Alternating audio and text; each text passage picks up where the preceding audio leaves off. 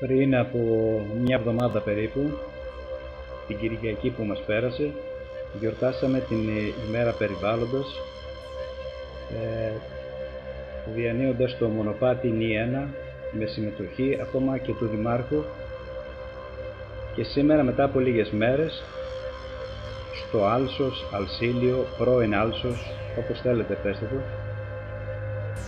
10 μεγάλα ευκάλυπτα, φαίνεται ακριβώς το τι έπαθαν.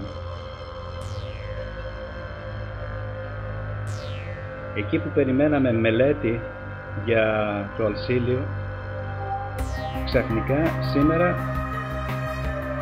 μας ξημέρωσε αυτό το θέαμα.